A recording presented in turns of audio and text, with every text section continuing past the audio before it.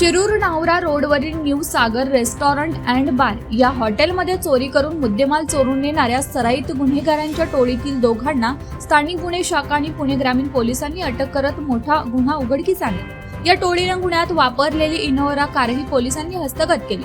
मिळालेल्या माहितीनुसार 27 जुलैला अज्ञात चोरट्यांनी रेस्टॉरंटचे शटरचे लॉक तोडून बियर बॉक्स आणि विविध विदेशी दारूच्या बाटल्या असा एकूण 61,820 रुपये किमतीचा मुद्देमाल चोरला होता। या प्रकरणी कुमार जाधव यांनी शिरूर पोलिसात तक्रार दाखल केली होती। त्यानुसार पोलिसांनी तपासाची चक्र फिरवत घटनास्थळी पाहणी करून सीसीटीव्ही फुटेजच्या आधारे चोरट्यांनी पांढऱ्या रंगाच्या इनोव्हा कारचा वापर केल्याचं निष्पन्न झालं होतं। त्यानुसार आरोपींचा शोध सुरू करण्यात आला होता। पोलिसांना मिळालेल्या गोपनीय माहितीच्या आधारे 5 ऑगस्टला मावळ तालुक्यातील कामशेत येथे संशयित कार पोलिसांना सापडली।